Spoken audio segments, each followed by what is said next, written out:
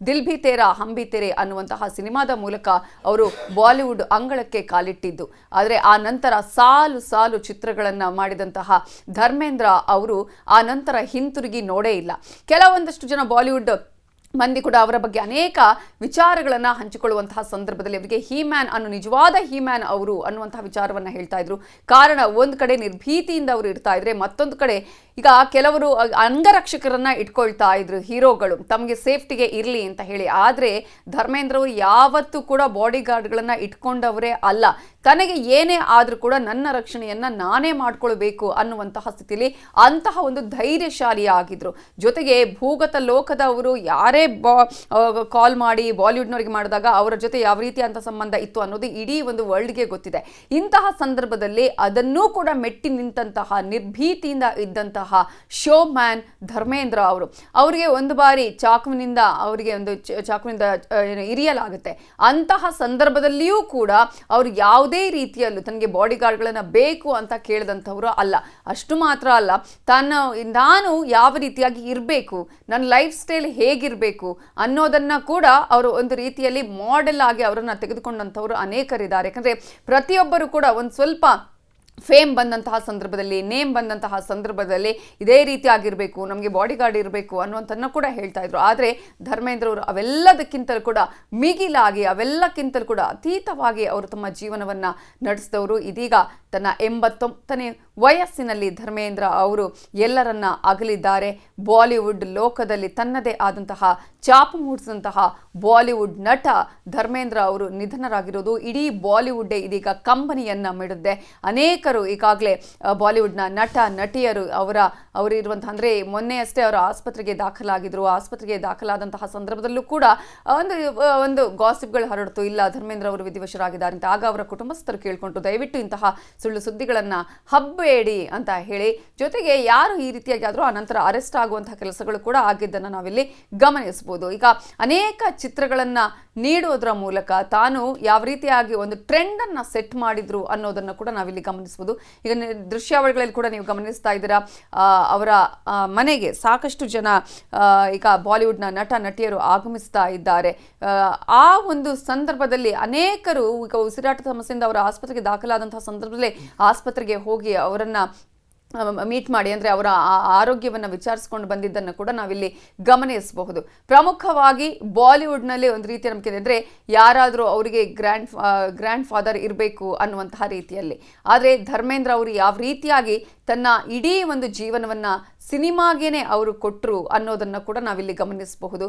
ಒಬ್ಬ ಮನುಷ್ಯ ಯಾವ ರೀತಿಯಾಗಿ ತನ್ನ ಸಿನಿಮಾಗಳ ಮೂಲಕನೇ ಒಂದು ದೊಡ್ಡ ಅಭಿಮಾನಿ ಬಳಗವನ್ನು ಪಡೆದುಕೊಳ್ತಾನೆ ಅನ್ನೋದಕ್ಕೆ ಧರ್ಮೇಂದ್ರ ಅವರೇ ಒಂದು ಸ್ಪಷ್ಟ ನಿದರ್ಶನ ಅಂತ ನಾವಿಲ್ಲಿ ಹೇಳಬೇಕಾಗುತ್ತೆ. ಇದೀಗ ಅವರ ನಿವಾಸಕ್ಕೆ ಅನೇಕ ಬಾಲಿವುಡ್ನ ನಟ ನಟಿಯರು ಗಣ್ಯರುಗಳು ಬರ್ತಾ ಇದ್ದಾರೆ, ನಿರ್ದೇಶಕರು ಬರ್ತಾ ಇದ್ದಾರೆ, ನಿರ್ಮಾಪಕರುಗಳು ಕೂಡ ಬರ್ತಾ ಇದ್ದಾರೆ. ಇಡೀ ಬಾಲಿವುಡ್ಡೇ ಅವರ ನಿಧನಕ್ಕೆ ಕಂಬನಿಯನ್ನ ಮಿಡಿತಾ ಇದೆ. ಧರ್ಮೇಂದ್ರ ಅವರಿಗೆ ಇಬ್ಬರು ಪತ್ನಿ, ಮೊದಲ ಪತ್ನಿ ಪ್ರಕಾಶ್ ಕೌರ್ ಅವರು, ಎರಡನೇ ಪತ್ನಿ ಹೇಮಾ ಮಾಲಿನಿ ಅವರು. ತಾನು ಸಿನಿಮಾ ರಂಗಕ್ಕೆ ಕಾಲಿಟ್ಟಂತಹ ಸಂದರ್ಭಗಳನ್ನು ಕೂಡ ಅವರ ಅನೇಕ ಆಪ್ತರು ನೆನಪಿಸಿಕೊಳ್ತಾ ಇರ್ತಾರೆ. ಜೊತೆಗೆ ಮೊನ್ನೆ ಅವರು ಆಸ್ಪತ್ರೆಗೆ ದಾಖಲಾದಂತಹ ಸಂದರ್ಭದಲ್ಲೂ ಕೂಡ ಅಷ್ಟೇ ಏನಾಯಿತು, ಯಾವ ರೀತಿಯಾಗಿ ಈ ಒಂದು ವಿಚಾರಗಳು ಹಬ್ಬಿತು ಅನ್ನೋ ಸಂದರ್ಭದಲ್ಲಿ ಆಸ್ಪತ್ರೆಯ ಸಿಬ್ಬಂದಿಯನ್ನು ಕೂಡ ಅರೆಸ್ಟ್ ಮಾಡುವಂತಹ ಕೆಲಸವನ್ನು ಕೂಡ ಮೊನ್ನೆ ಮಾಡಲಾಗಿದ್ದನ್ನು ನಾವಿಲ್ಲಿ ಗಮನಿಸಬಹುದು. ಇನ್ನು ಧರ್ಮೇಂದ್ರ ಅವರನ್ನು ನಾವು ಗಮನಿಸ್ತಾ ಹೋಗೋದಾದರೆ ವಿನೋದ್ ಖನ್ನಾ ಅವರಂತಹ ನಟರು ಇವರ ಜೊತೆಗೇನೆ ಯಾವುದೇ ರೀತಿಯಲ್ಲಿ ನಾವು ಆ ಸಂದರ್ಭದಲ್ಲಿ ಗಮನಿಸಬಹುದು.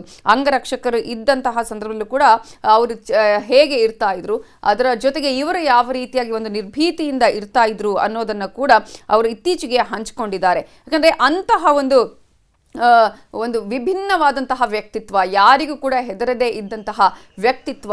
ಶೋಲೆ ಅನ್ನುವಂತಹ ಒಂದು ಸಿನಿಮಾವನ್ನು ನಾವು ಗಮನಿಸಿದರೆ ಎಂದಿಗೂ ಕೂಡ ಎವರ್ ಗ್ರೀನ್ ಸಿನಿಮಾ. ಅದರಲ್ಲೂ ಕೂಡ ಧರ್ಮೇಂದ್ರ ಅವರಿಗೆ ಹೇಳುವ ಹಾಗೆಯೇ ಎವರ್ ಗ್ರೀನ್ ನಟ ಅಂತಾನೆ ಹೇಳುವಂಥದ್ದು, ಹೀಮ್ಯಾನ್ ಅನ್ನೋದಾಗಿಯೇ ಪರಿಚಯ ಆಗಿರುವಂಥದ್ದು ಧರ್ಮೇಂದ್ರ ಅವರಿಗೆ ಬಂದಿರುವ ಆ ಹೀಮ್ಯಾನ್ ಅನ್ನುವಂತಹ ಹೆಸರನ್ನು ಕರಿತಾ ಇದ್ದಿದ್ದೇ ಅದಕ್ಕೆ. ಯಾಕಂದರೆ ಅವರ ಧೈರ್ಯವನ್ನು ನೋಡಿ, ಆ ಒಂದು ಧೈರ್ಯ ಇದ್ದಿದ್ದಕ್ಕಾಗಿಯೇ ಧರ್ಮೇಂದ್ರ ಅವರು ಅನೇಕ ಸಿನಿಮಾಗಳಲ್ಲೂ ಕೂಡ ಅಂಥದ್ದೇ ಒಂದು ಸಂದೇಶವನ್ನು ಕೂಡ ಕೊಟ್ಟರು ಅನ್ನೋದನ್ನು ಅವರನ್ನು ಹತ್ತಿರದಿಂದ ಬಲ್ಲವರು ಕೂಡ ಹೇಳ್ತಾರೆ. ಯಾರಿಗೂ ಕೂಡ ಹೆದರದೇ ಇದ್ದಂಥವರು, ತನ್ನ ಪರದೆಯ ಮೇಲೆ ಯಾವ ರೀತಿಯಾಗಿ ಒಂದು ಅಸಾಧಾರಣ ಕೆಲಸಕ್ಕೆ ಅವರು ಹೆಸರುವಾಸಿಯಾಗಿದ್ರು, ಅದೇ ರೀತಿಯಾಗಿ ಅವರನ್ನು ಇಡೀ ಇಂಡಸ್ಟ್ರಿ ಹೀ ಮ್ಯಾನ್ ಅಂತಾನೆ ಕರಿತಾ ಇದ್ದಿದ್ದು. ಈಗ ಇತ್ತೀಚಿನ ಒಂದು ಘಟನಾವಳಿಗಳನ್ನು ನಾವು ಗಮನಿಸಿದರೆ ತಾನು ಯಾವ ರೀತಿಯಾಗಿ ಬದುಕಬೇಕು ಅಂತ ಅಂದುಕೊಂಡಿದ್ರು ಅದೇ ರೀತಿಯಾಗಿ ಜೀವನವನ್ನು ಕೂಡ ಸಾಗಿಸಿದವರು ಧರ್ಮೇಂದ್ರ ಅವರು. ತನ್ನ ಮಕ್ಕಳ ಆಗಿರ್ಬೋದು, ತನ್ನ ಪತ್ನಿಯ ಜೊತೆಗೆ ತುಂಬು ಜೀವನವನ್ನು ಕಳೆದಿದ್ದಾರೆ. ಜೊತೆಗೆ ಒಂದು ಟ್ರೆಂಡನ್ನು ಸೆಟ್ ಮಾಡಿದಂಥವ್ರು ಧರ್ಮೇಂದ್ರ ಅವರು. ಮೊನ್ನೆ ಅವರ ಆಸ್ಪತ್ರೆಗೆ ದಾಖಲಾದಂತಹ ಸಂದರ್ಭದಲ್ಲೂ ಅನೇಕರು ಇವರ ವಿಚಾರಗಳನ್ನು ಮಾತಾಡ್ತಾ ಇದ್ರು. ಯಾವ ರೀತಿಯಾಗಿ ಇವರು ಲೈಫ್ ಸ್ಟೈಲನ್ನು ಕಳೆದ್ರು, ಅವರ ಇಡೀ ಒಂದು ಜೀವನ ಸಿನಿಮಾಗಾಗಿ ಹೇಗೆ ಮುಡಿಪಾಗಿಡ್ಲಾಗಿತ್ತು ಅನ್ನೋದನ್ನು ಕೂಡ ಅನೇಕ ಬಾಲಿವುಡ್ನ ನಟ ನಟಿಯರು ಮಾತಾಡ್ತಾ ಇದ್ರು. ತಾನು ಈ ಒಂದು ಸಿನಿಮಾಗಳ ಮೂಲಕನೇ ಒಂದು ಸಂದೇಶವನ್ನು ಕೂಡ ಕೊಡುವಂತಹ ಕೆಲಸವನ್ನು ಹೀ ಮ್ಯಾನ್, ಬಾಲಿವುಡ್ನ ಹೀ ಮ್ಯಾನ್ ಮಾಡಿದ್ದಾರೆ ಅಂದರೂ ಕೂಡ ತಪ್ಪಾಗಲ್ಲ. ಅನೇಕ ಚಿತ್ರಗಳು ಬಾಕ್ಸ್ ಆಫೀಸಲ್ಲಿ ಕೊಳ್ಳೆ ಹೊಡೆದಿದ್ವು. ಅದರಲ್ಲೂ ಕೂಡ ದೋಸ್ತ್ ಆಗಿರ್ಬೋದು, ಶೋಲೆ ಆಗಿರ್ಬೋದು. ಈಗಾಗಲೇ ನಾವು ಅವರ ಸಿನಿಮಾಗಳನ್ನು ನೋಡೋದಿದ್ರೆ ಪ್ರತಿಜ್ಞಾ, ಚರಸ್, ಧರ್ಮವೀರ ಆಗಿರಬಹುದು, ಅಥವಾ ಚಾಚಾ ಭತಿಜಾ ಆಗಿರ್ಬೋದು, ಗುಲಾಮಿ ಆಗಿರ್ಬೋದು, ಹೀಗೆ ಅನೇಕ ಸಿನಿಮಾಗಳಲ್ಲಿ ಒಂದಲ್ಲ ಒಂದು ಸಂದೇಶವನ್ನು, ಫ್ಯಾಮಿಲಿಗೆ ಸಂಬಂಧಪಟ್ಟಂತಹ ಸಿನಿಮಾಗಳನ್ನು ಕೂಡ ಅವರು ನೀಡಿದ್ದನ್ನು ನಾವಿಲ್ಲಿ ಗಮನಿಸಬಹುದು.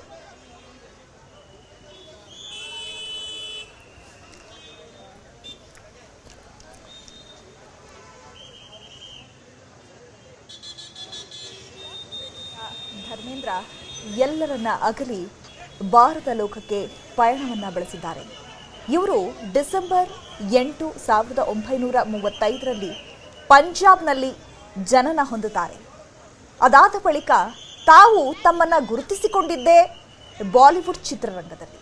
ಅದರಲ್ಲೂ ಪ್ರಮುಖವಾಗಿ ಶೋಲೆ ಚಿತ್ರದ ಮೂಲಕ ತನ್ನ ಛಾಪನ್ನು ಮೂಡಿಸಿದಂತಹ ಧರ್ಮೇಂದ್ರ ಅವರು ಅದಾದ ಬಳಿಕ ಕಳೆದಂತಹ ಒಂದಷ್ಟು ಸಮಯಗಳು ಅಥವಾ ಆಯ್ಕೆ ಮಾಡಿಕೊಂಡಂತಹ ಒಂದಷ್ಟು ಪಾತ್ರಗಳು ಬಾಲಿವುಡ್ನಲ್ಲೇ ಇರುವಂತಹ ಒಂದು ಸ್ಥಾನವನ್ನು ಅವರಿಗೆ ಕ್ರಿಯೇಟ್ ಮಾಡಿಕೊಟ್ಟಿತ್ತು. ಅದಾದ ಬಳಿಕ ಹೇಮಮಾಲಿನಿ ಅವರ ಜೊತೆಗೆ ಅಥವಾ ಅವರ ಕಾಂಬಿನೇಷನ್ನಲ್ಲಿ ಬಂದಂತಹ ಸಿನಿಮಾಗಳು ಕೂಡ ಹಿಟ್ ಆಗ್ತಾ ಹೋಯಿತು. ಅದಾದ ಬಳಿಕ ಇಬ್ರಿಗೂ ಕೂಡ ಪ್ರೇಮಾಂಕುರವಾಗುತ್ತೆ. ಅದಾದ ಬಳಿಕ ಮದುವೆ ಆಗುತ್ತೆ. ಅದಾದ ಬಳಿಕ ವಯಸ್ಸಾದ ಮೇಲೆ ಯಾವ ರೀತಿಯಾದಂತಹ ಪಾತ್ರಗಳನ್ನು ಆಯ್ಕೆ ಮಾಡಿಕೊಳ್ಬೇಕು, ಅದಾದ ಮೇಲೆ ಯಾವ ರೀತಿಯಾಗಿ ತಮ್ಮ ವ್ಯಕ್ತಿತ್ವವನ್ನು ಗುರುತಿಸ್ಕೊಳ್ಬೇಕು ಅನ್ನುವಂಥ ನಿಟ್ಟಿನಲ್ಲಿ ಕೂಡ ಧರ್ಮೇಂದ್ರ ಅವರು ಒಂದು ರೀತಿಯಾಗಿ ಬಾಲಿವುಡ್ನಲ್ಲಿ ಗುರುತಿಸ್ಕೊಂಡಿದ್ರು. ಅದರಲ್ಲೂ ಈ ಭೂಗತ ಲೋಕಕ್ಕೆ ಸಂಬಂಧಪಟ್ಟಂತೆ ಏನೇ ಒಂದು ಇನ್ಸಿಡೆಂಟ್ ಆದರೂ ಕೂಡ ಸೊ ಯಾರಿಗೆ ಸಮಸ್ಯೆ ಆಗ್ತಾ ಇತ್ತು ಅವರ ಬೆನ್ನಿಗೆ ನಿಲ್ತಾ ಇದ್ರು. ಸೊ ಎಲ್ಲರೂ ಕೂಡ ಹೆದರುವಂತಹ ಒಂದು ಪರಿಸ್ಥಿತಿಯಲ್ಲಿ ಕುಗ್ಗುತ್ತಾ ಇರಲಿಲ್ಲ, ಹಿಗ್ಗುತ್ತಾ ಇರಲಿಲ್ಲ. ತಮ್ಮ ಸ್ಥಾನವನ್ನು ಕೂಡ ಅವರೇ ಉಳಿಸ್ಕೊಳ್ತಾ ಇದ್ರು. ಅದಾದ ಮೇಲೆ ಅವರ ನಡೆ ನುಡಿ ಎಲ್ಲವೂ ಕೂಡ ಮಾದರಿ ಆಗ್ತಾನೇ ಇತ್ತು.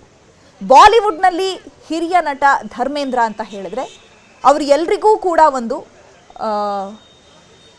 ದೊಡ್ಡವರಾಗಿ, ಹಿರಿಯರಾಗಿ, ಅಥವಾ ಇದ್ರೆ ಹೀಗಿರಬೇಕು ಅಂತ ಗುರುತಿಸ್ಕೊಳ್ತಾ ಇದ್ರು. ಅದರಲ್ಲೂ ಹೇಮಮಾಲಿನಿ ಅವರ ಕಾಂಬಿನೇಷನ್ನಲ್ಲಿ ಬಂದಂತಹ ಚಿತ್ರಗಳು ಕೂಡ ಸೂಪರ್ ಹಿಟ್ ಆಗ್ತಾ ಹೋಗ್ತಾ ಇತ್ತು. ಅದಾದ ಮೇಲೆ ಈಗ ಸದ್ಯಕ್ಕೆ ಅವರು ಹೇಮಮಾಲಿನಿ ಅವರನ್ನು ಕೂಡ ಅಗಲಿ ಬಾರದ ಲೋಕಕ್ಕೆ ಪಯಣವನ್ನು ಬೆಳೆಸಿದ್ದಾರೆ. ಅವರ ಅಂತ್ಯಕ್ರಿಯೆಯನ್ನು ಪವನ್ ಹನ್ಸ್ ಸ್ಮಶಾನದಲ್ಲಿ ಮಾಡಬೇಕು ಅನ್ನುವಂತಹ ಚರ್ಚೆಗಳು ಕೂಡ ಈಗ ಆಗ್ತಾ ಇರುವಂಥದ್ದು. ಅಂತಿಮವಾಗಿ ಎಲ್ಲಿ ಅವರ ಅಂತ್ಯ ಸಂಸ್ಕಾರವನ್ನು ನಡೆಸಬೇಕು ಅನ್ನುವಂಥ ನಿಟ್ಟಿನಲ್ಲಿ ಇನ್ನೂ ಕೂಡ ಸದ್ಯಕ್ಕೆ ಮಾಹಿತಿ ಸಿಕ್ಕಿಲ್ಲ. ವಯೋಸಹಜ ಕಾಯಿಲೆಯಿಂದ ಸಾಕಷ್ಟು ದಿನಗಳಿಂದಲೂ ಕೂಡ ಬಾಲಿವುಡ್ನ ಹಿರಿಯ ನಟ ಧರ್ಮೇಂದ್ರ ಅವರು ಬಳಲ್ತಾ ಇದ್ರು. ಅದಾದ ಬಳಿಕ ಅವರನ್ನು ಆಸ್ಪತ್ರೆಗೆ ದಾಖಲು ಮಾಡಲಾಯಿತು. ಆಸ್ಪತ್ರೆಯಲ್ಲೂ ಕೂಡ ಸುಮಾರು ದಿನಗಳ ಕಾಲ ಅವರು ಆಸ್ಪತ್ರೆಯಲ್ಲಿ ಚಿಕಿತ್ಸೆಯನ್ನು ಪಡಿತಾ ಇದ್ರು. ಧರ್ಮೇಂದ್ರ ಅವರನ್ನು ಹೀ ಮ್ಯಾನ್ ಅಂತಾನೆ ಕರೀತಾ ಇದ್ರು. ಹೀ ಮ್ಯಾನ್ ಎಂದೇ ಖ್ಯಾತಿಯನ್ನು ಪಡ್ಕೊಂಡಿದ್ದವರು ಧರ್ಮೇಂದ್ರ ಅವರು.